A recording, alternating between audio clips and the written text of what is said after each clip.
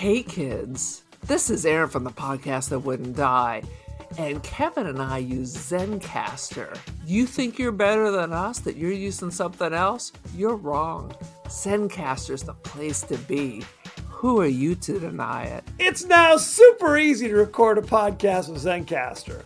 Log in using your browser and start recording a high-quality podcast right away. Record studio-quality sound and up to 4K video with your guests. Go to zencastr.com/pricing and use our code DIEHARD and you'll get 30% off your first month of any Zencastr paid plan. We want you to have the same experiences we do for all our podcasting and content needs. It's time for you to share your story. Only a fool will give up a chance for a 30% discount.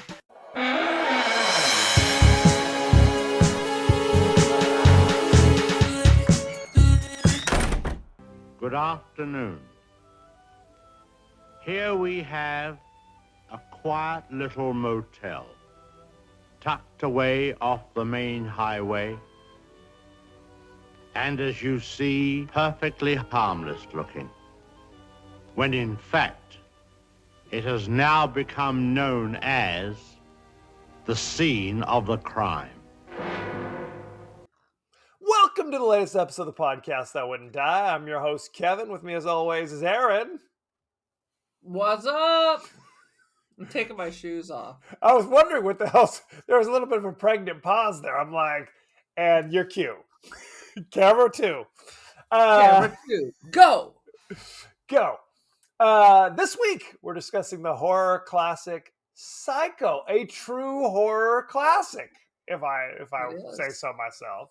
For God's sakes. Starring Anthony. Yes, you're correct. It is a horror, and it is a classic. Starring Anthony Perkins. I'm hesitant that I'm going to say Anthony Hopkins, who is not in this movie. I might mention. Although he could have done it. He was just not quite as young and sexy as old Anthony. He would have been pretty young to be the star. Dude, he was in The Lion in Winter with Katharine Hepburn. Give me a fucking 68 break. or something, right? Yes, and he was not an infant on her teat. But how old was he? What was he? 20? Dude, he played Richard the Lionhearted. We have to do. He's definitely older than we think. There's no question of this. It's like I watched Westworld that has Anthony Hopkins and Ed Harris, and I figured they're the same age. Ed Harris, who looks like a goddamn mummy, is like 20 years younger than Anthony Hopkins. So you may be right now that I mentioned it. Anyway, Anthony Hopkins not in this movie. Did I tell you I saw Anthony Hopkins in London for M. Butterfly? Oh, for 1937. He is 2 years older than our mother. So he would have been like 23. Well, and that could have worked. Who else was in The Lion in Winter? He ended up being a lesser Dalton. James Bond. Timothy Dalton. And they wanted him to replace Sean Connery, which is crazy. So Timothy Dalton had the chops to do it, but he was given shit. Those were some of the worst James Bonds. But I want to say, at like 21, they're like, "Hey, would you like to be James Bond?" And he said, "I'm too goddamn young for this." I mean, Sean Connery I'm trying to think how old Sean Connery was. He was like 35, looking like 65. They forced him to retire, and then they brought him back, mother effer. True. For battling Bonds. It's true. No, Timothy Dalton's great. I feel like it was definitely a case of, and I'll tell you what, I like The Living Daylights. That was his first one. But License to Kill, his final one, not great. Let's just say I somewhat dated someone who was in one of those. He was in one of the ski scenes where you couldn't actually identify. Oh, I thought you were saying Robert Davi or somebody you were dating. Robert Davi. No. Google it. No, I did not. I dated some random Austrian fella who was in the background with no face. That doesn't count. You don't get new. Each week on the podcast, a strong word. We shared a knowing glance across a crowded dance floor. I get it. Each week on the podcast that wouldn't die, we discuss guilty pleasures and forgotten classics of the horror and sci-fi genres with a comedic twist. Aaron, what's the latest? The latest is we were discussing our nephew's wedding and how nobody wanted to pick Kevin up. I was not going to talk about that. Oh, too bad. Well, yeah, okay. I mean, it would have been fun, but I guess it doesn't work out. Is it? I don't know the math of the freeways in Southern California. Okay. But honestly, just for entertainment's sake, you should just call our brother and have him pick you up. Here's what it is, ladies and gentlemen. Yeah. Essentially, I'm rolling solo to this wedding. So my sibs, many of whom who live 20 minutes away, I'm like, hey. Now I said it brusquely, some would argue. I said, who's picking me up? That's right. I would have said the same thing. I said, who's picking me up? I literally said for the next wedding, whose place am I crashing at? Absolutely. Crickets. Absolutely. And the response was, well, K-Dog, if you'd like, you can drive 20 minutes in the wrong direction and pick us up or ride in the trunk, something along those lines. So my attitude is, and no hard feelings, I'll just cry by myself listening. It'll be like the final scene. By myself. It'll probably be the final scene from Last American Virgin where he's crying as his girl has just left him for the dude that, knocked her up. And except it's just your family abandoning you in Norco. Can we figure out what we keep doing wrong? Well, I have tears running down my cheek. If I'm getting text that picture, I may. If I'm driving myself, I'm just going to drive to the goddamn venue, and I'll see you there. Drinks are on you. So son of a bitch. Well, we're also talking about how it's shocking to us that people will RSVP to a wedding. Yes, I'm there. All 12 of us are coming, and then just blow it off. Just don't show up. Yeah, like that's a thing, and that's a regular thing. It's crazy to me that happens. I have done the opposite. I have shown up at weddings I was not invited to. You're the original wedding crasher, is what you're saying. I figured with a 20% cancellation, they got room. They need you at that stage of the game. You're helping them out. I'm helping them out. I'm the guest that they didn't know they needed. Absolutely. Before Vince Vaughn and Owen Wilson, there was Aaron knocking on the door. Good grief. It's even better because there's really no obligation for a gift since you really didn't want me there to begin with. Do you know what's funny? I always talk about this. I don't always talk about it. Let me preface that. From time to time, I mentioned at my wedding, my wedding was a location wedding. So I had people who came, but they didn't give me a gift. And I was just like, what's They're up? Like, my presence is your present. And I think that's how people justify. It's like, look, I had to drive 5 hours, get a hotel room. Hey, I've already dropped a few C notes on this deal. I think we're even, is what I think people are saying. Back the truck up. So basically, you've confronted your friends. Where's my gift? And they had to explain to you why. Not at all. They did not. Here's a question. Please. Our other brother got married in the UK. What gift did you bring him? That's an excellent question. I was college age. I think there's a rule. This is an important rule. I think the moment you are when you're floating along under your parents' umbrella, it is your parents' responsibility to provide the gift. The moment you are a fully formed adult going to functions, then it is your responsibility. So at the time... What if, as a college-age person, you're going to your college-age friend's wedding? Is mom writing a check for that? No. I give gifts because you're right. About that time, you're going to start getting married. There's going to be an avalanche of your homies who are suddenly getting married, no question. And those people, I did give gifts to. Now, it might have been the bread maker that mom and dad didn't want anymore. That's a standard. Who didn't get a goddamn bread maker? I back did in the not, but 90s? I got many picture frames in the 90s and under Picture cabinet frames. coffee makers. Yeah, I registered not for any picture frames, nor did I register for any under the cabinet coffee maker. I registered for a very nice espresso maker, but instead I got a Black and Decker undermount that when I went to return, Yep. after going to about 20 stores, someone finally said, "No one's carried this model for 3 years." Yeah. I've had that happen. I got a crystal candy dish that I did not, and I tried to return it, and it was literally like a gift, like it was a free gift when you buy something else that somebody had received and tried to pass it off. Because believe it or not, I'm not registering for a goddamn candy dish. Who am I, right? And let me just say this: if you ever receive a picture frame as a gift, that is a goddamn slap in the face. That is a slap in the face. That is a spit in your mouth. I don't want any of your goddamn picture frames. Take this shit and the door's that way. That's I what think I'm I saying. still have a crystal bowl. It's art objet left over from my wedding.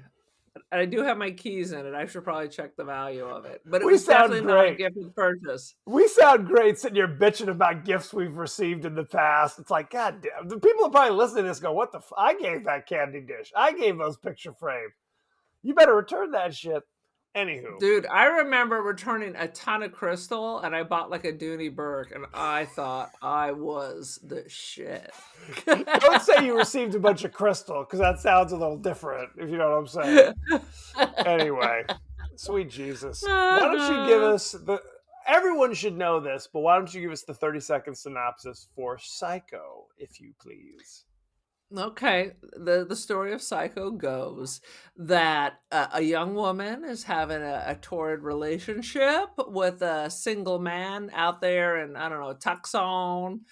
And he won't marry her because he's got to pay alimony for his last wife.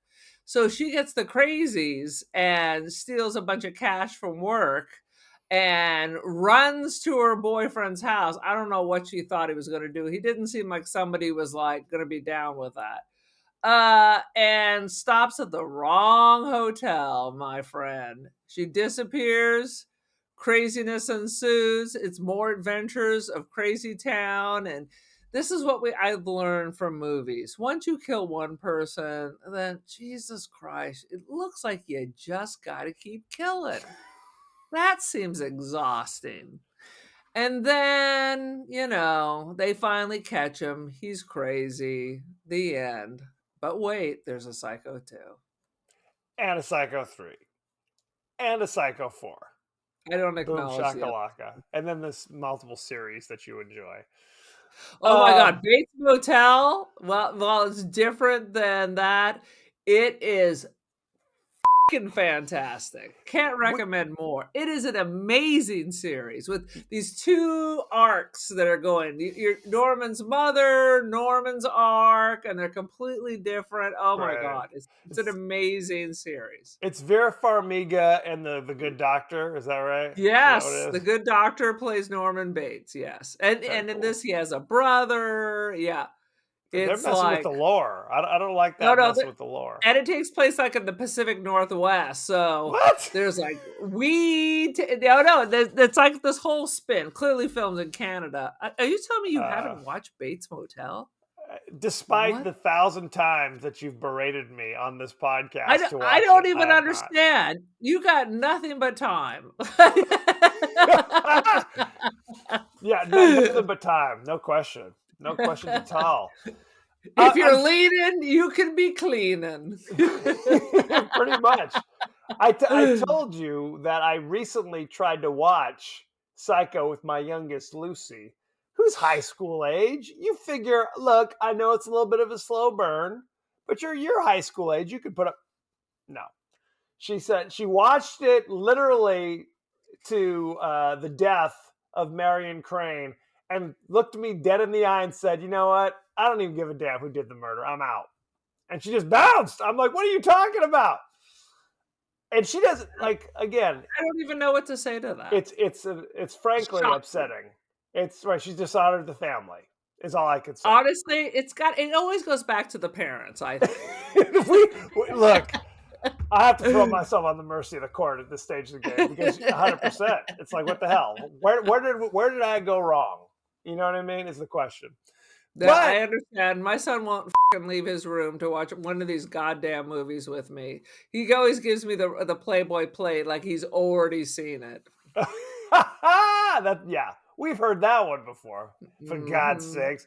But what's cool about this movie is you kind of have to watch it from the mindset of the audiences in 1960, right? Where you don't know who the killer is. You don't know who the titular psycho is. And it's really kind of a cool experience because literally the first half of the movie is Marion Crane, Janet Leigh, stealing the money from her boss's safe or whatever, to pay off her deadbeat lover's debts. He's up to, because it's a different time. Nowadays, people just be like, F it, I have debts, let's get married. Right? Yeah. But they wouldn't think twice about it. See what I couldn't understand about the relation. She got a job now. She can't get a job then? In Fairvale or whatever the hell do it. Bullshit part of California they live in. I don't know. Back ridiculous. Then, you would just have to light a candle and hope they married somebody else. So then you wouldn't have to keep carrying them anymore. I guess. True. I guess they could have murdered the ex-wife. He could have been the psycho. Before. He could have been the psycho. She could have been the psycho. Did she even exist? Maybe he was the psycho. Ooh. See? Maybe none of these people existed. It's all in the mind of an autistic child in a snow globe. Absolutely. Perfect.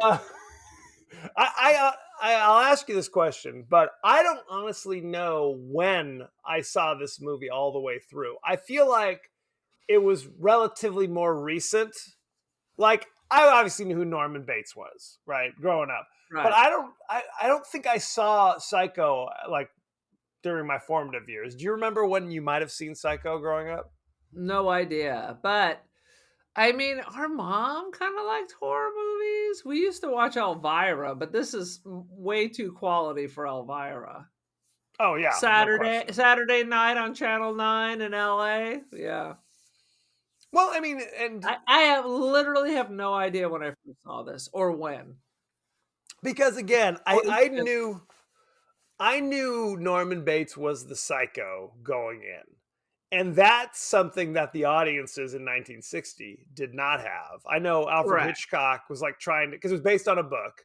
So he was trying to like purchase like all the copies of the book so that people like wouldn't know. And he tried to instill like a rule where if you arrived late to the movies, they wouldn't let you in.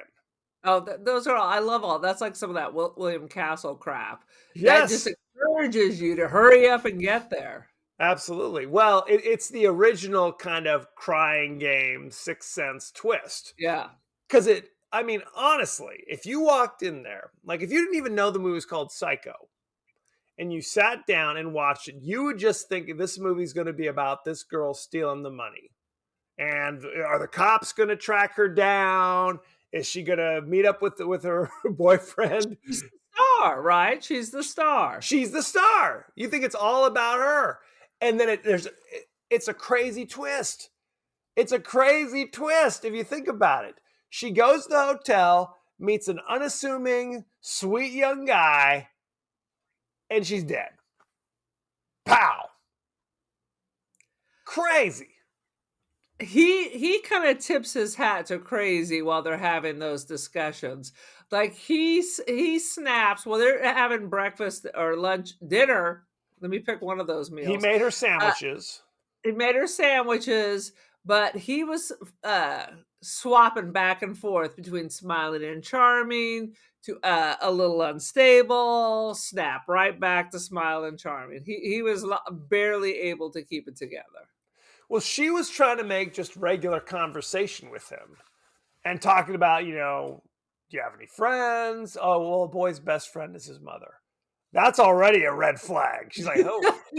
Well, I'd be like, I'm not sure if that's true.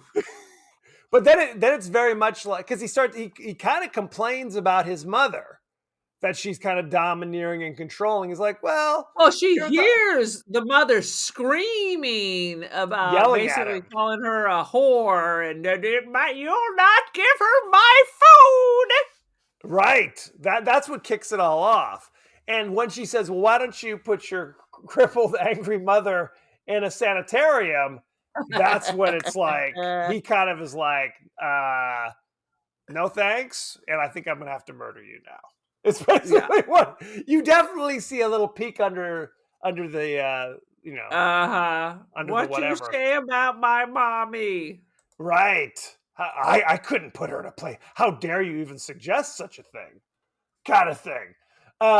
What's interesting is, like I said, my daughter hung around to see the death of Marion Crane.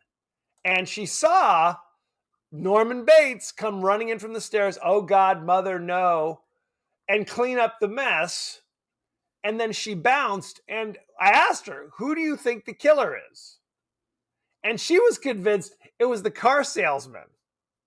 Oh, that's what I'm saying. Dude, or that cop. Or the How cop. About that? Those are the list of suspects. She's maybe it's that car salesman. Maybe it's the I have cop. a question. Please. You saw Cool Hand Luke, yes or no? Of course. It's classic. And then, oh, brother, where art thou, right? Yes. Isn't that evil cop? Didn't they take him, the guy from Psycho, and model the cops off those two guys? Oh, maybe, because you're right. Cool Hand Luke. It was the mirrored sunglasses. Mirrored glasses, right? And then in Oh Brother, Where Art Thou? It's in mirrored glasses. You can see the reflection of the flames in the glasses. Right. I am not a huge fan of Oh Brother, Where Art Thou? By the way, what the? Boom. I don't even know what to say about that. It's okay. What? Right. I even bought the soundtrack.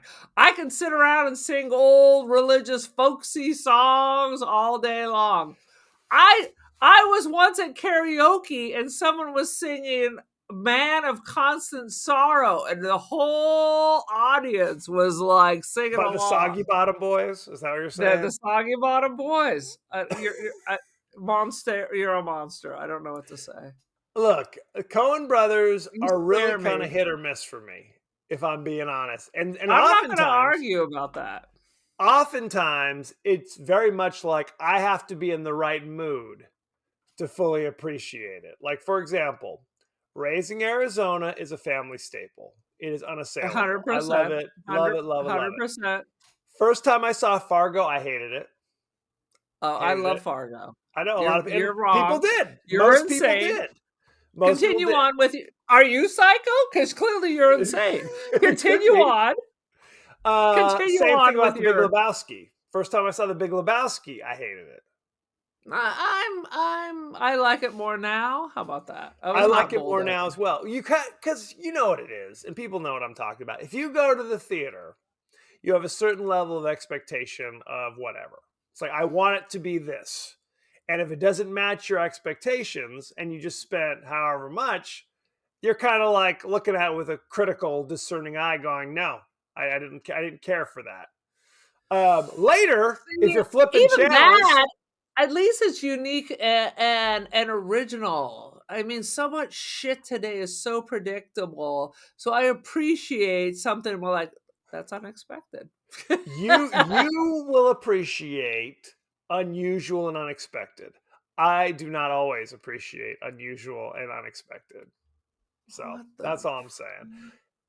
If I'm flipping channels and I come across Big Lebowski, now I'm in a different mindset. And I'm like, oh, now it's kind of a breath of fresh air. I'm enjoying Jeff Bridges and John Goodman and all their wackiness. Whereas at the time, I'm just like, I don't know. And sometimes I think people are too clever. Like, it's like, I don't like movies where people are like writing it and they're laughing. Oh, this is my funny. my funniest work ever. You know what I mean? Me and my buddies will What is love the this matter with you? I think Just one of our saying. sisters went to a Big Lebowski party. She was a nihilist. one, right? From Autobahn. That was, but that's what I'm saying. It's like now I'll watch Big Lebowski and I'll laugh and I'll enjoy it. But at the time in the theater, I was just like, I don't like it. And this was true. We're kind of spanning the globe here. Ocean's 11, I thought was a Never saw it. good fun, heisty. The second one, I got the sense Steven Soderbergh and his buddies Brad Pitt and George Clooney were just laughing and laughing, high-fiving each other. It was like nothing but bizarre inside jokes, which I didn't appreciate. So I don't like it when it's too inside. That's what I'm saying. Anyway. I went to a Big Lebowski bar in Iceland, and there was a whole pool lane on the side of the wall. Okay. Very nice. I never saw Ocean's 1, Ocean's 12. That all 1 through 7. Yes, it's a whole thing. It all looked like bullshit to me. No. The first one was fun. And then it kind of went downhill from there, in my opinion. But let's get back to Psycho, for God's sakes. So why don't we jump right? We're already kind of hip deep in the highlights, but why don't you go ahead, Aaron? I think we're hip deep in the highlights of the Big Lebowski. We're back in the highlight again. Why don't back in the highlight again? Do you have any notes for this one, Aaron, for Psycho? I started taking notes, and then I realized I really don't need to take notes because this is one of the most dissected, discussed. Even in college, I remember my library had like a frame by frame book, of this that I had checked out. So I mean, the beauty of this is one, they kill the star right away. Nobody expects that. Not right away. An hour into the movie, they kill the main character. You don't kill the star. You don't kill the star. True. And then there was all this kind of sexual undercurrent with this. He killed when he's sexually aroused. I mean, this is big stuff for shaky audiences in the early 60s. Well, what did they say? That basically 10 years ago, Norman Bates found his mother in bed with a man, and in a jealous rage, he poisoned them both. Yeah. He poisoned them both. And then, because he was so jealous of her, that when he stole her body and taxidermied it and stuffed it up and put it in the attic, he felt if he was that jealous of her, then she must have also been that jealous of him. So if there's ever a time where his libido's kicking in, if there's a cutie walking by that's kind of giving him a moment, then that's when the mother personality kicks in and has to kill that person. It's like he's so guilty that he has given half his personality to the mother. Correct. Then they say that because it's basically the act of murdering them kind of fractured his brain. Right. Essentially, he couldn't accept that he had done this. Right? That it was his responsibility. Because I think the official story was that it was a murder-suicide. That was the feeling. What did the old country bumpkin sheriff who was just like, well, I always love it. It's like, look, we're in Central California. No one has an accent like that. You don't have, it's like Raising Arizona all over again, right? Where it's just like, hey, well, no, Norman Bates, he's up there at that old hotel, ain't he? It's like, come on, bro. Anyway. So he is in the nut house for 10 years, so it didn't seem like they worked on anything. Well, I mean, remember in Psycho 2, right? He went to the nut house for what? Again. 20 years. He was okay in Psycho 2. When he finally got him out, he was fine.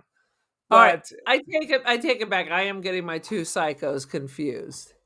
Right. So he did not go to the psycho place for killing his mom because they think it's a murder-suicide. They think it's a murder-suicide. But he seemed to have some opinion. I'm trying to remember if there was some backstory about somebody going to a sanitarium or something previously. But as far as the official record was, he is innocent. It was a murder-suicide, and that Mrs. Bates is in a hole in the ground. She's in the grave, basically. That's the official story. But it seems strange because people seemed very close in this town. Like they knew Norman. Oh, Norman's got himself a wife. I helped Norman pick out his mama's dress for your funeral. Right. So it's weird because anybody who comes there, Norman acts like mom is still alive and kicking up at the hotel. Right. So clearly people aren't visiting that often. Yeah. People are not visiting that often. They're not hanging out. He's not going to the VFW hall for barbecues. I think he's just staying there, trying to keep to himself, trying to keep that libido under control, and managing their crazy hotel that no one stops at. Did you ever see, mid to late 90s, there was a shot-for-shot remake of Psycho by Gus Van Sant, starring Vince Vaughn as Norman Bates, Anne Heche as Marion Crane, and Julianne Moore was Vera Miles, I believe, if I'm remembering this correct. Okay, it is fucking ridiculous that was ever took place. Yes. That's like saying, you know what? You know what would be great? I'm just going to paint a copy of the Mona Lisa. And I'm going to do it brush by brush. Would that be great? Wouldn't everyone be excited to see that? No one is. No one wants to see that. No one wants to see the reimagining of Suspiria. No one wants to see the reimagining of American Psycho. Nobody wants that. Stop.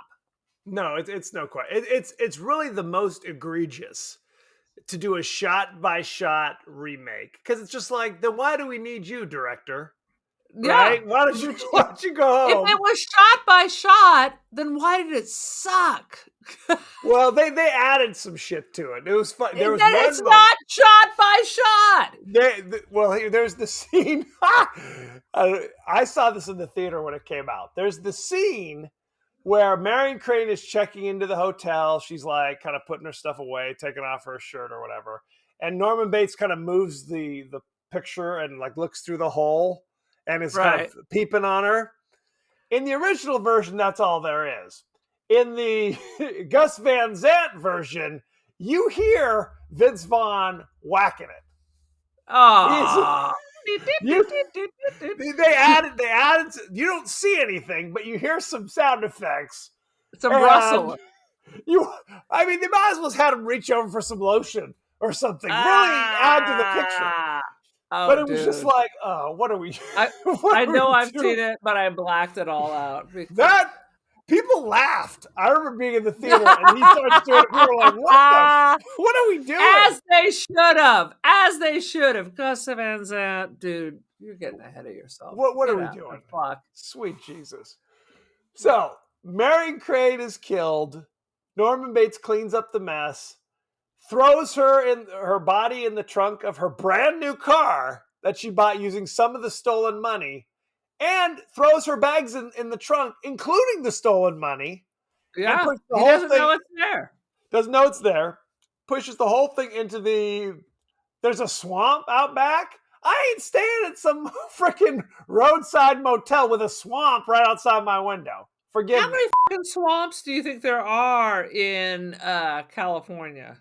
Growing up, I was convinced that every day of my life I'd have to avoid quicksand. Because everything that I saw on TV, afraid of quicksand. Everything you saw on TV was a nonstop quicksand, evasion. Like you're constantly under siege. You step out your door, you may just fall into some quicksand. Because it's a thing. But never in my life have I encountered it. According to AI, California has 459,000 acres of non-agricultural wetlands, which can include swamps. Okay, But, there but is then it a says 90% of the wetlands have been drained. So whatever. So yes, we have swamps apparently. look in Long Beach where I work. There are actually wetlands, but I don't think of them as being swamps. Have you thought of if you could push a car into it and would it sink? Well, and how What if many you pushed cars could it? you push What if into you it? Is the pushed next it question. into? Well, all the other people, I'm guessing. I think at the end they talked about there's more cars under there. There's What 30 if you, cars stacked in the swamp. Is that how it works? Is it a what if, bottomless what if you pushed crevasse? it into the La Brea tar pit? Would that work? That would be the best plan, right? If you're going to commit a murder, just pitch someone to the La Brea tar pits and be done with it. Am I right? Anyway, people might notice though. Kids on like a science field trip. Mommy, is that an Impala? So it is what it is. So he pushes the new car into the swamp, and there's a tense moment where the car is starting to go in there, and then it stops, and you see Norman going like, eek, what do I do? Yeah. And then it goes down, and it's fine. What is he eating? Is he eating candy or like sunflower seeds? Could be anything. Crackers. Unclear. He's like eating penny candy, like it's like 1842 or something. Could be some Laffy Taffy, some Lumbus bread. I don't know what he's eating. He's eating something. First of all, what the is Lumbus bread? You've never read Lord of the Rings. That's the problem. That's a problem. Anywho. And that's when the rest of the movie kicks off. Because now it is the heretofore never seen sister of Marion Crane is here to find out what the hell happened to her sister. And there's a private investigator, Martin Landau, who's been sent by the millionaire who it's not Martin Landau. Not Martin Landau, Martin Balsam. Martin Balsam is his name. It's one of those things. Damn you. Damn it. Martin Balsam, not Martin Landau, a different actor. He's there on the case to track down the money as well. So they go directly to the boyfriend who like rents a room above the hardware store where he works. So he's not doing well financially. He was making a sound. Renting it. It's his father's hardware store. Oh, it's worse. He's paying off his father's debts. His dad died, so and had a lot of debts. And he's divorced. So he's getting both. Two-time loser. Two-time loser. He's a handsome devil, though. He was a handsome dude. Devil. Who knows how old he was? Because in these movies, we don't know if he's 27 or 47. Because in these days, people looked rough. Absolutely. But how old was Marion Crane? 27 or 47? Nobody knows. With those old-timey hairdos, that aged you. Absolutely. Honestly, I'm not up on all of Janet Leigh's filmography, but this seems like this is the peak for Janet Leigh. Am I wrong? Maybe you know better than me. I don't know. We'll look it up at some point. But yeah, I think she had Jamie Lee about this time, maybe before this. Yeah. She already had a Jamie Lee. It's like Tippi Hedren in The Birds. She already had a young Melanie Griffith running around, when that movie came out. So who knows? Are they 25 or are they 45? Unclear. It's a mystery. It's a mystery. So now it's literally there's a movie montage of the private investigator literally calling every freaking hotel, motel, or Holiday Inn in the greater Fairvale. What's the name of this place? Do you even know what the name of it? Fairvale, which is not a real place. The town is 15 miles from Fairvale. We're not exactly sure where they are. Gotcha. Because the Bates Motel used to be on a popular road that people would drive from wherever the hell they were going. But they built the highway, which moved, so now they don't get as much traffic. So Marion Crane was the first, last, and only customer for God knows how long. Janet Leigh was 32 years old for this role. So I can see her eggs were hard boiling. She needed to nail this dude, lock this down. She needed to lock it down, right? If you like it, then you should have put a ring on it. But that's the thing. But it's not something, honestly, that, you know, people today would be like shocked if the guy's like, hey, first of all, they think the dude was lying to her. If he said, hey, I can't marry you because I'm in debt, right? If somebody said that to you, you think they just didn't really want to marry you. And this is all a bunch of BS, right? Back then, it was perfectly He's getting the milk for free. But he's getting the milk for free. Right. Well, he drove to her, right? He drove to her in Tucson, Arizona. No, did not drive. He flew. So he must be doing all right. Right? If he's getting plane tickets in 1960 from whatever the hell to Tucson. He must be, because Tucson's the big place where you go buy crap for your home improvement store or something. Because it took her 2 full days and she still hadn't gotten to his house. Okay. Number one, it's like we think of Phoenix, Arizona. Phoenix is much closer than Tucson. Tucson is like in the south, you know, practically, you know, it's not like you're on your way to New Mexico. It's way the hell down there, right? So that's the thing. She had to drive, and then where's Fairvale? Well, we don't know where Fairvale is beyond Bakersfield because there is a Bakersfield sign and there was a Gorman exit. So it has to be past Bakersfield. Oh shit! So it's good country, is what I hear. How did they even meet? Forgot there was no eHarmony back in the day, right? Dude, yeah. There's a question. How the hell do they even know each other? I don't know. Unclear. Maybe she was like a sugar baby. There's no sugar baby websites. Maybe a correspondence in the personal column of the newspaper, like the Pina Colada song. I was tired of my lady. Yeah. Anyway, so now we don't know who the killer is, but we know Norman is involved because he cleaned it up. Presumably, if we take everything at face value, which I think we're supposed to, right? We think the mother's the killer. The mother is the killer, and there's a scene when the private detective is starting to like, you know what? His answers, it's giving me a bad feeling. I'm going to sneak around him and go directly kind of take a look at this mom. So he sneaks in there by himself, goes up the door. What's the name of the detective? What's his name? Abernathy? No. Is that his name? Arbogast. Arbogast. Yep.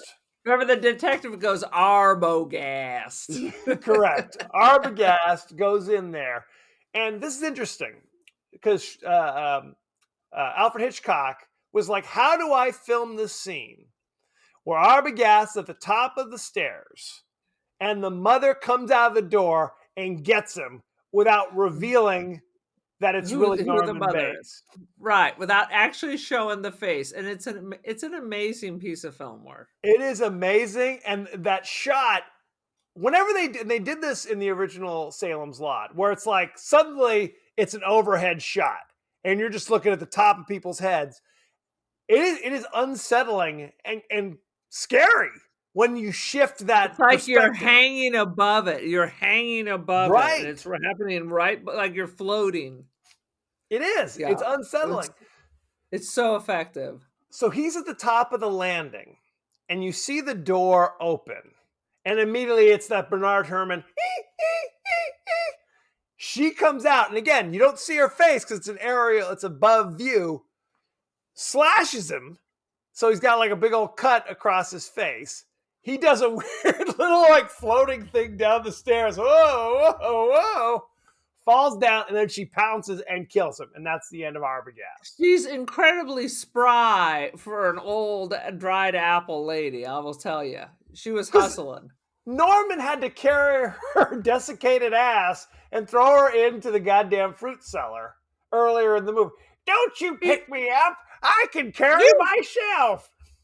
You think I'm fruity. She did say that. That was a good moment. So now he's dead. And again, the sheriff's like, I don't know about any about this stuff, but just leave me alone. Why are you disturbing me in church? There are people missing. God damn it. What else you got going on? I think this little gal of yours just run off. I'm sure she'll be back soon enough. We don't do none of that police work here in our fine town. Like, who the hell was the sheriff? It was like Jack Elam or somebody who doing his old... Anyway, I guess that's the thing. If you live in a small town, the town sheriff has got to be from like the deep south, right? It's got to be Cletus or somebody, you know. It's got to be like what, the heat of the night? What do you say? It's got to be. It's Rod Steiger in his most triumphant role. That would have been a very different situation. That would have been a different story, no question. So the boyfriend and the sister are like, well, we haven't heard from Arbogast in a while. Let's go back to the hotel. And now their plan is, well, you talk to Norman and distract him. And then same kind of thing. I'm going to go talk to the mother because she must know something. Right. It's taken a very giallo twist where we cannot rely on the police. Right. Clearly, we're going to have to solve the whole case ourselves. But it's interesting because I don't think anybody suspects Norman or the mother of anything yet. They're just like, Norman's saying, look, she was here one night and she bounced. I didn't know anything else. And they're like, well, maybe your mom knows something. No, she knows nothing. So they're trying to get... that the detective said something to the mother, and that's why they want to go interview the mother. They're not looking for dried apple ladies. They're not looking for bodies. They just think the two of them had a conversation. Right. They think Arbogast found a clue and then bailed without telling them. But on the other hand, they're also kind of like, I don't think that doesn't seem somehow they formed this immensely personal relationship with the detective. Like, I just don't think he'd do that. He wouldn't just leave without saying anything. And we got all that from meeting them once. For me, 100%. Now they're all on the same side. Earlier, it seemed like, you're here to arrest my sister, aren't you? No. Frankly, and that's the craziest twist of all, where the detective's like, yeah, we're willing to live and let live. It's all good. As long as we get the money back, we're good. Really? I think back in the old days, people were adverse to scandal. Now you got Yeezy, not so worried about scandal. Yeezy. 100%. So homie is talking to Norman Bates and finding out the story, right? And what's funny is he's supposed to just distract him, and yet he's being openly antagonistic to Norman. Oh yeah, he's openly aggressive. He's like crowding him. Everything he says, he's challenging him. I'm not really sure what the end game there was. Well, I think he Mr. Cup, sir. Right, it was literally like he's rolling up his sleeves. I think he was trying to think that maybe Norman stole the money. And so if something happened to Marion, it's like it was for money things. And Norman's like, I don't know what the you're talking about, but why are you talking to me so aggressively? I'm gonna go hang out with my mom. And he literally get into a physical altercation. And Norman, who looks like he weighs 5 pounds, gets the upper hand and pops him on the head with an ashtray or something. I don't remember what happened. And I guess he's fine, right? Well, we were less concerned with concussions back in the old days. The old days of like 10 years ago, basically. Like the NFL's any indicator. So Vera Miles, Marion Crane's sister, is now like in the house, looking around, doesn't see him. She staggers down to the fruit cellar And there she sees the old woman sitting in a rocking chair. And Every she's time I see talking to her. those old-timey rocking chairs, that's all I think about. I will never have that style of rocking chair in my house ever. Why It's can't you clearly find will them? make you insane. Is that what it is? That the concern? If you ride an It's old that time, particular style. It will always remind me of Psycho. fair, fair. But you have to think as Vera Miles comes down and sees the woman sitting in the fruit cellar in a rocking chair. You think she'd be like, "This shit's nuts. Why is this woman sitting down here in the cellar in a rocking chair, staring at the wall?" She's in a timeout. She's She's been bad. So she turns the rocking chair around, and then it's the grand reveal of the mummified, eyeless. You look like literally down the sockets of this scully face. Good Right grief. before she turns it, she's startled. Her hand goes up so it hits the light. So the light is swinging back and forth, and then it slowly turns to dried apple head mother. Yep. She's been dead for 10 years. That taxidermy didn't work out very well. I was just going to say that. Bro, was this like your first attempt at taxidermy? Because literally it's Dude. goddamn Tutankhamun sitting in this chair, mummified as shit. So it is rough. It is rough. And then, here comes somebody through the door. And I defy you. When you see Norman Bates wearing the wig, wearing the dress, just look at his face. His expressions as is there Martha Bates? What's the mom's name? Do you remember? Norma? Fuck. Norma Bates. Norma and Norman. What a coincidence. If you just watch his face, it is the most hilarious series of expressions that the world will ever know. Half the time it looks like he's having a stroke. Other times he's doing like a crazy like a Joker smile. Right. All sorts of crazy shit. He comes right at her, and the big burly boyfriend pops up, seemingly from a trap door, right? He's there just in the nick of time, takes the arm, grabs Norman's knife arm, holds it, and then kind of puts him in like, I don't know, kind of a headlock or something. And he's like literally ripping the dress off Norman. It's like, bro, what do we do? Why is your dress? It's like a romance novel or something where it's like you're ripping open your bodice or something. It's Fabio. And luckily, we don't know what happens. It's like smash cut. We're in the jail cell or whatever, the police station. How do they get from he's wrestling with an insane person holding a knife until what, the cops arrive? What are we doing here? Right? Maybe they could have hog-tied him and just thrown him on their back, got on the Universal Tours trolley and gone to town. This is a question. We don't know how. Yeah. Put him in the sleeper hold? I don't know what he did, but somehow he got him to the police station on time. And where we're getting to the grand reveal, where the dude who was in every Twilight Zone episode ever, who's that dude who's playing the doctor? Do you know his name? I don't know his name. We can look it up, but I know what you're saying. We'll look it up eventually, but he was in every Twilight Zone episode as the doctor, and cameo of Ted Knight bringing Norman a blanket. Are you shitting me? Do I have to go rewatch this movie for Ted What? Knight? I didn't Ted know that. Knight whispers to the doctor, he's a little chilly. Can I bring him a blanket? Yeah. Holy shit. Well, now I have to go watch this. I wanted him, if he's going to be Ted Knight, he's got to do his Ted Knight shit, right? I want to see Caddyshack quality Ted Knight is what I want. It was very, very understated. And the best part, I think, of the whole movie is when, at the very end, with the extreme close-up at Norman, and they superimpose Mom's skeleton head for a moment over his face. I mean, amazing. It was great. Now, I will say the character exposition dump that occurs with Norman off camera, where it's the doctor who we've never seen before, is just like, let me give you a 30-minute explanation as to He's what all transsexual. So well, no. He was very sensitive to that, right? Who was it? The chief of police is like, he's just a damn transvestite. Am I right? Like, no, hang on. First of all, we don't use. Oh yeah, transvestite.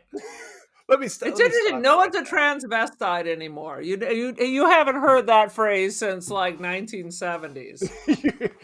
It's making a comeback. Is the thing. Unless you're on dating apps, then it's there. Is that one of the options? Transvestite. But yes, we learned the entire backstory. We learned that Norman killed his parent, or killed his mom, and killed his lover, and now he's got like split personality disorder and all sorts of shit. So, I like the part he was never only Norman, but he was often only Mama. Correct. That was good. That was good stuff. I like that the explanation as to it all, and how it's basically like, and now Norman, who barely existed to begin with, is now gone forever. Was kind of what the doctor said. It's now only the mother. And then you hear Norman or Norma talking to himself. There's a little fly, and it notices the fly. They'll look and they'll see, and they'll say, why, she wouldn't even hurt a fly. I guess I've seen this a couple of times. In a way, I think back to Dressed to Kill, and it's like, I want it to be that the actor who is playing both roles should always play both roles and should do both the voices. You know what I mean? It should have been Anthony. I don't know. Maybe it was beyond his abilities, but it would have been better if it was Anthony Perkins doing the old woman voice as well. It wasn't? I mean? No. It wasn't? No. What? No. And it's like Dressed to Kill, where it's like, oh my God, it's the murder. And if you haven't seen Dressed to Kill, the reveal is it's Michael Caine is the murderer. But for the entire movie, there actually had a woman playing the murderer until the reveal. It's like, that's cheap. You can't have Michael Caine. I want Michael Caine. Anyway. What about Tenebrae? That wasn't the killer's voice either, was it? Oh, who the it could have been anybody on earth for Tenebrae. When you get to the Italian giallos, someone Italian did it. Or not. Teresa Russell, maybe she did it. Who knows? It's a mystery. Anyway, any other thoughts about Psycho before we move on with our lives? I mean, for God's sake, it's an amazing, amazing film. How about that? Apparently, I didn't take any notes. Isn't that interesting? How about that? No, it's a classic, but I will say for modern audiences, it's a bit of a slow burn. But again, my dream is to sit and watch this movie. Just like, The Sixth Sense, watch it with somebody who doesn't know the twist. You know what I mean? And get that kind of genuine reaction. It doesn't have attention deficit. We need to meet cinephiles. Although you don't like artsy films. You only like boom, boom, car crash. 100%. I only like boom, boom. I think that'll be the name of my self-titled memoir. Anyway, boom, boom, car crash. That's it. 100%. Let's go behind the scenes, shall we? Yes, let's. Director Sir Alfred Hitchcock was so pleased with the score written by Bernard Herrmann that he doubled the composer's salary. And he said 33% of the effect of Psycho was due to the music. That's what Alfred Hitchcock said. I mean, a good soundtrack does a lot. What's interesting is that the movie Reanimator, which we have done on this show, liberally stole the opening theme from Psycho and turned it into their theme as well. Absolutely. Like, it's goddamn plagiarism. Absolutely. I like it. It's good, so I can't complain. When the cast and crew began work on the first day, they had to raise their right hands and swear on an oath not to divulge one word of the story. And Hitchcock withheld the ending part of the script from his cast until they needed to shoot it. Nice. I like that. I said wish this. Blair Witch would have done that instead of the whole secret being blown out right before I went to go see it. Absolutely. We said that Alfred Hitchcock bought the rights to the novel by Robert Bloch anonymously for only $9,000, and then bought as many copies as of the novel as he could in order to keep the ending a secret. Have you Boom. read the book? Well, yeah, it was a popular novel, and it was based upon who? No, have you read it? No, I have not. Well, because I asked you that, and then you rambled off something that made no No, I sense. thought you said, and he read it. I didn't hear you, goddammit. I assume he read it if he's going to make a fucking movie. I wasn't gonna make a federal case of it. I'm like, yes, that was a poor comment. Good Lord. Who is the novel based upon? Ed Gein. And there's going to be a sexy Ryan Murphy remake coming soon, part of the Monster series with the dude from Sons of Anarchy as Sassy Ed Gein. Sassy Ed Gein. After we had Sassy Menendez, we had Sassy Dahmer, and now we're going to have Sassy Ed Gein. That's important. Sir Alfred Hitchcock received an angry letter from the father of a girl who refused to have a bath after seeing 1955's Diabolique, and now refused to shower after seeing this movie. And Hitchcock sent a note back simply saying, "Send her to the dry cleaners." Throw her in the swamp. Yep. Just wait till Jaws comes out, and then she can't be in pools or large bodies of water. Right. It's like Jaws. Just when you thought it was safe to go back in the water. When Norman first realizes there's been a murder, he shouts, "Mother! Oh God, God! Blood! Blood!" Sir Alfred Hitchcock had the bass frequencies removed from Anthony Perkins' voice to make him sound more like a frightened teenager. Okay. It doesn't really sound like him that much if you go back and listen to those words when he says it. Let's talk about the cast and crew, shall we? I mean, to make this work, you want to believe that it's his crazy mother, that he is too gentle, but he was doing some code switching over in the office. So you're like, but either that or we've seen this about 47 times. So, well, in a way, it's good that he helps cover up the murder because it kind of makes sense that why he'd do so. You know what I mean? Right. If it is the mother's, responsibility for it all. You know what I mean? Right. Directed by Alfred Hitchcock. You know him from Psycho in 1960, Vertigo in 1958, North by Northwest 1959, Suspicion in 1941, and a million other movies. What's your favorite Alfred Hitchcock? Shadow of a Doubt? Shadow of a Doubt. Boom. But I also like Psycho. I used to not like The Birds, but I do like The Birds. Vertigo is a little rough. You're not used to seeing that main character as a bad guy, and he becomes a real bad guy. Right. Let's look at the cast. Anthony Perkins played Norman Bates. You know him from such things as Psycho in 1960, Psycho 2 in 1983, Psycho 3 in 1986, and Catch 22 in 1970.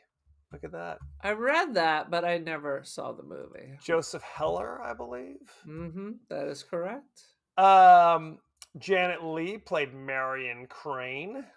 You know her from such things as Psycho, 1960, The Manchurian Candidate in 1962, A Touch of Evil in 1958, saw that, and The Fog in 1980. Oh, sweet Jesus. Pray for Jesus us. Is right. Papa Francesco, pray for us.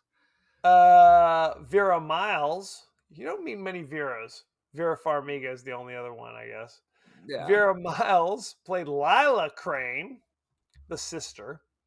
You know her from such things as The Man Who Shot Liberty Valance in 1962. Okay, never Psycho saw it. in 1960. Saw that. The Searchers in 1956. That's a John Wayne movie. Yeah, aren't these all like Howard Hawks or whatever the name is? Man, I was just listening to a Henry, podcast who about was it? who was You it? might be right. The It's Wrong one of Man in those type of 1956. guys.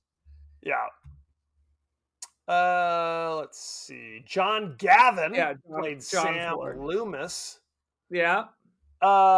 You'll be shocked to know, not his real name. Do you know what his real name is? No. Juan Vincent Eugene. Apaplaza. He is fifth generation Angelino. He's of Mexican, Chilean, and Spanish ancestry, and he later became the Wow. ambassador to Mexico under Ronald Reagan.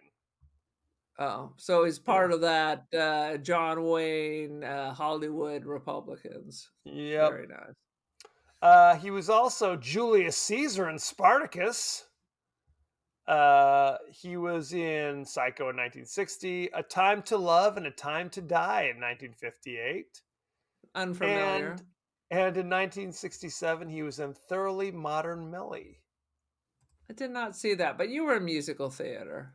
No, well. Martin Balsam played Detective Milton Arbogast. You know him from such things. He's been in a million things. All the President's Men in 1976, Yeah. Psycho in 1960, 12 Angry Men, playing juror number 1 in 1957, 1,000 Clowns in 1965. I always remember him from the Taking of Pelham 1, 2, 3, which is an underrated Walter Matthau heist movie with Robert Shaw and the whole gang. Didn't see it. Do enjoy Robert Shaw. You should check it out. Anybody else we want to know about? I think that's probably about it. I don't see any evidence of Ted Knight in this. I think you're full of lies. Is that possible? That you're just making up shit? Nope. No, it's not possible. Oh, sweet Jesus. Well, why don't we go to the rating, shall we? Psycho currently has 97% on Rotten Tomatoes. You know what the audiences gave it? Look at the picture I'm showing you right now. I'm not going to look at that. It is a picture of Ted That Knight. could be anybody, Aaron. Dude. Ted Knight in Psycho. Go to images. I'm trying to put on a podcast here. I'm not doing all this tomfoolery. Son of a whore. All right, continue on. Audiences gave it 95, in case you were curious.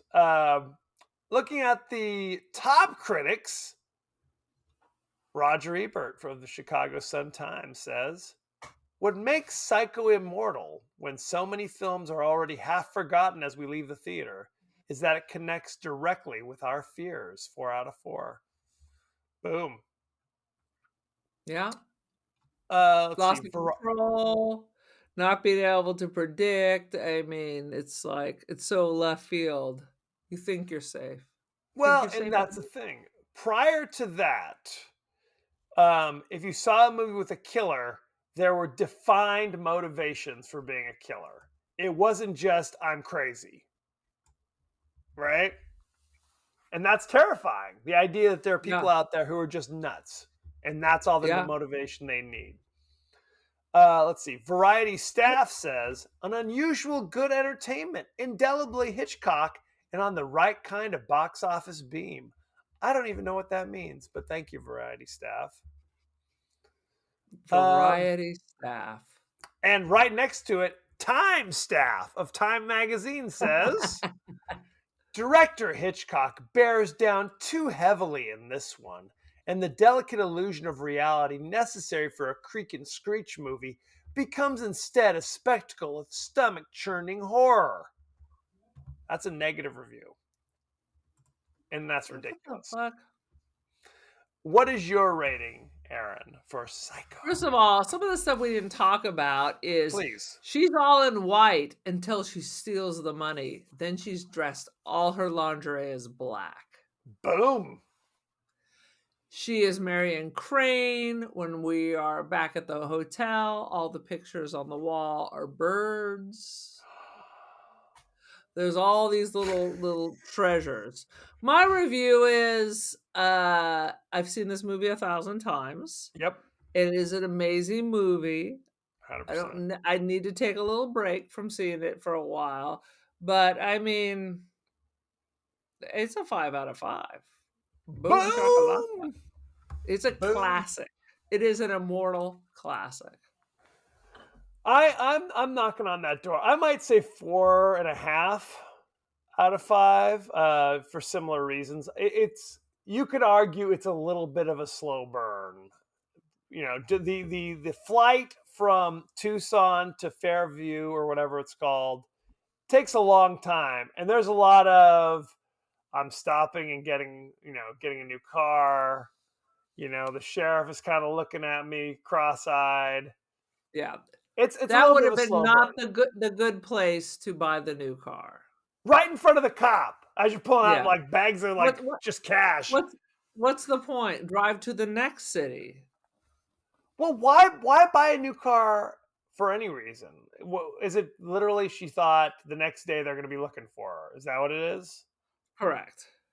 Okay, She but she you're right. stole $40,000, which apparently is enough to buy a house. But I don't think So they'd miss it assume she until stole. right. This is Well, Friday night. It's Friday night. The bank's going to be closed until Monday, right? So she's got the weekend, doesn't she? Or am I crazy? I don't know. I don't know what day it was. Was it a Friday? I think so. Maybe I'm wrong. Who the hell knows? But you're right. The But they were extended going to take it to the bank the next day, and he's like, no. fair enough. Well, then So as she's leaving town with the cash, when she's supposedly sick, her boss is in the crosswalk and kind of gives her the side eye, like, "What's happening here?" dude, I So cannot tell you that has happened to me before. I announced to work I was sick, and instead just walked like 4 doors down and was sitting at the bar having a drink. And in walks in my boss after work and sits down, and she was pissed. I bet she was. That's poor planning on your part, Aaron. You can't be I sitting. was a dum dum. I was a dum dum. I don't know what the hell I was thinking. It's not like she normally went over there, so. Well, now the word is out. And people know where to find Aaron when she doesn't come to work. Whoop whoop. Any last thoughts about Psycho? Ted Knight isn't Psycho. You can Google it, children. I'm gonna have to go rewatch that scene. Love a good Ted Knight, if I'm being honest. So thank you very with much. dark hair, not white hair. 'Cause I that assumed he was born with white hair. There were certain actors who seemingly had white hair from the moment they were 16 and a half, essentially, right? It's true. It's true. Absolutely. Anywho, thank you very much. You can find us all across the internet, social media webs, not all over, but in certain places. We're on Blue Sky, some we're on places. Threads, Instagram. Allegedly, we're still on TikTok. Is that true? We are. Could be. We are. We're ticking and we're talking. We're ticking and we're talking. You can also watch us on YouTube, for goodness sake. So you can see our beautiful smiling faces. So good times had by all. You can also email us at the podcast that wouldn't die at Gmail. We are on Apple Podcasts, Spotify, anywhere the finer podcasts are available. So don't forget to like, share, rate, and review, won't you? Won't you please? Aaron, what is your social media situation? Well, I temporarily created a new X account only because I was angry with Polaroid and no other social media was working for me. But that will disappear soon. Okay. I am on Blue Sky. I am on the Gram. I am on. I can't even remember what's the fake TikTok called. Threads? Are they Threads? When that? I'm on TikTok. Threads. I don't mean that. I'm having mini strokes. That's the what we fake all. X. I'm on Threads. I am Sky. on Blue Sky. I'm on the Gram. The Cult of Aaron. Join the cult. So I am on. I have artwork on Artsy and First Dibs. buy some Polaroid stuff. Do yourself a favor. Yeah. God damn it. Mhm. As you know, we like to include our thoughts and feelings of our friends across the internet landscape. Aaron, what you got? Son of a bitch. You should have told me it was my You turn. know what we do on this show, Aaron. Brother, now I gotta open up effing TikTok. I Make think sure- somebody actually sent me a message. Someone was asking where to watch one of our shows. Oh, someone was asking where to watch the new Salem's Lot. So that's on Max, That's of on course. Max. But clearly they didn't listen to our review, or they would not be seeking it out. We've had some good responses to not Tenebrae, I'll tell you that. No good responses there. Which is a great WTF video. That's hilarious. Anyway, It's a great WTF. But really, My Demon Lover on the Ticker Talker, it just clicked up again. We're like 5,000 views, which for us children is tremendous. Which tremendous. I don't understand. And Alice, Sweet Alice is 3,200. The weirdest freaking movies always get the highest views. The more obscure and ridiculous, the more people like it. It's ridiculous. Absolutely. So, well, thank you for that, Aaron. Next week. Oh, speaking of Yes. monkeys, you went to go see the Robbie Williams Monkey Show? Well, there's two monkey movies. Oh shit! There is the Robbie Williams in both? He Which wishes he was which in is both. the one where Robbie Williams gets his lips eaten by the monkey? Which one's that? That's Nope, if I'm remembering correctly. No, there's the Robbie Williams chimpanzee movie Better Man, which was actually shockingly good. Make no mistake, it's not Lawrence of Arabia, but when you walk in there going, why the hell am I watching this? And you're kind of like, oh, Why that the was hell are entertaining. you watching this? Why? No one in America knows who Robbie Williams is. My daughter Grace was obsessed with him for some unforeseen. No one knows why. So she insisted Okay. we go and see it with her, and I'm like, fine. Then I saw The Monkey this weekend, based upon the Stephen King short story from the Skeleton Crew. The monkey that's on the cover of the Skeleton Crew, Right. book, that's the fucking monkey. That's not Monkey Shines. That's Is not. it It seems like it. with a quadriplegic and sexualized monkeys. What? Frankly, it should always be that way. Am I right? If you go see The Monkey, Aaron, we can talk about it on the show. It's clearly a comedy, but half the comedy is how shocking some of the deaths are. Is really what it is. It's more of like a Final Destination kind of thing, because it's a little like Wind Up Monkey or whatever. It doesn't kill anybody, but if you crank it, then deaths occur in the most bizarre ways. So you have that. Did anyone fall into a room full of coat hangers and razor wire? Then it's not that shocking. First of all, no one has ever fallen into a room of coat hangers. Okay, let me stop you right there. I don't remember that movie. I'm pretty sure that's Suspiria. There's a bunch of coat hangers in this room. How strange. But yeah, The witches used to run a laundry service. It seems like it. Anyway, so next week, we're not doing The Monkey. What we are doing is Nosferatu, starring a number of popular actors. And you can watch it on, I think it's on Peacock for free. So we may or may not. What's up? Peacock the one? There's Peacock. There's Peahen. You're the PN. I'm trying to remember if I have Peacock. Is that Peacock the one? Is the NBC. If you have, I think if you have NBC, you have Peacock. I'm trying to remember if that's the one I have to subscribe to every year just to watch Eurovision. Never mind. Oh, I don't know. Peacock is NBC. Paramount Plus is CBS. Beyond that, I don't recall. It's on Peacock, nonetheless. All right. So I think I've run through my 7-day free trials, but maybe it's re-upped again. It's cheaper than spending full freight, because if you don't do that, you have to buy it for like $20. Yeah, No. 1999 on Amazon Prime. Otherwise, But let's just say I found the Klaus Kinski version that came out when I was in college, slow as F. So I've let's seen it. hope Yeah. it's yeah. Everybody told me it was a masterpiece. They're like, "What are you talking about?" I'm like, "Are you kidding me? I'm ready to slide on the floor of this dirty movie theater and take a nap." Well, So we'll see. It was it's the basically English Patient of vampire movies. correct. It was a shot by shot remake of the original 1924 classic or whatever it was. This is not that. This Nosferatu is the one that came out like last year. So again, it's on Peacock. We may have some special guests. We may not. Who knows? We're just rolling the Our dice here. family's out of control. It cannot be controlled. So who can say? Who can say? So watch it on Peacock. Send in your favorite scenes, favorite quotes, comments, and questions, and maybe we'll talk about it on the show. So, Maybe. so thank you very much, and be well. Be well, babies.